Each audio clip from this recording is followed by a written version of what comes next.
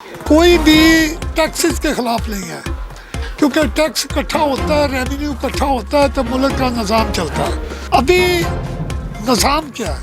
अभी निज़ाम ये है कि जो दुकानदार या रिटेलर या होल सेलर टैक्स नेट में है, उसके ऊपर टैक्स दर बोझ बढ़ाया जा रहा है। जो ताजर साल बाद एक रिटर्न जमा करवानी होती है तो वकील ढूंढता है।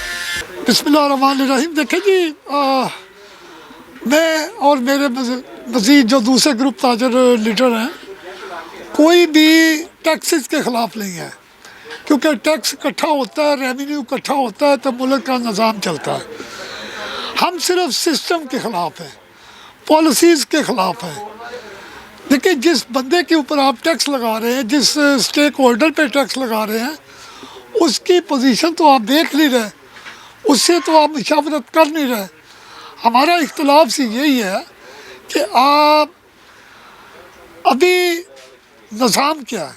अभी निज़ाम ये है कि जो दुकानदार या रिटेलर या होल सेलर टैक्स नेट में है, उसके ऊपर टैक्स दर बोझ बढ़ाया जा रहा है। लेकिन जो पिछले 20-25 साल से कारोबार कर रहे हैं लेकिन टैक्स नहीं दे रहे, उसको हाथ नहीं डाला जा रहा। अब अगर हाथ डालने की कोशिश की जा रही है तो उसका निज़ाम ही गलत किया जा रहा है। हम चाहते हैं कि जो भी आप पॉलिसी बनाते हैं वो इतनी आसान बनाएं कि हर बंदा इजीली टैक्स नेट में आने के लिए खुशी से वो आए। मौजूदा जो इस वक्त उन्होंने नई ताजर पॉलिसी दी है, ये सरासर गलत है। जो ताजर साल बाद एक रिटर्न जमा करवानी होती है तो वकील ढूंढता है, वकीलों के मशवरे कर रहा है। आप उसी ताजर को कह रहे हैं कि आपने हर महीने एडवांस टैक्स जमा करवाना है। नहीं तो एक रिटर्न जमा नहीं करवा सकता। अब हर महीने आप उसको कह रहे हैं कि एडवांस टैक्स जमा करवाएं, फिर आप उसको कह रहे हैं कि अपनी जो आपकी किराया है, जो इलाका वाइज उसकी हम वैल्यू बनाएंगे, वो आप बनाएंगे। किराए का वैल्यू के साथ टैक्स के साथ तल्लुक ही कोई नहीं है। हम चाहते हैं कि एक सफ़ेद कागज़ हो, सिंगल कागज़ हो, उसके ऊपर आप एक कैटेगरी बना दें। उस कैटेगरी के मुताबिक एक दुकानदार है वो 10,000 रुपया, दूसरा 20, 25, 30, ऐसी आप कैटेगरी बनाएं।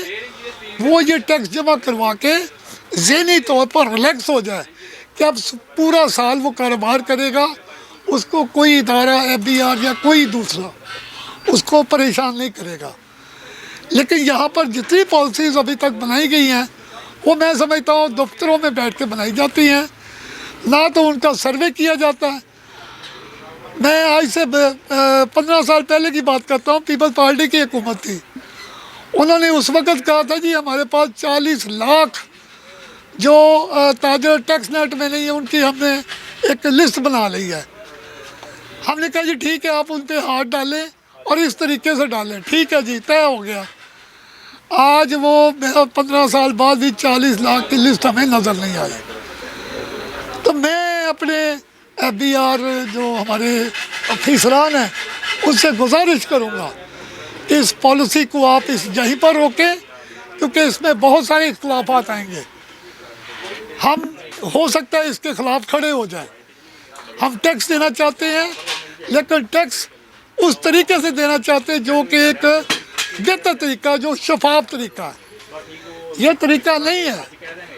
हम पूरी ये मुल्क मेरा है, इस मुल्क के साथ हमने चलना है, इस सिस्टम को लेके चलना है।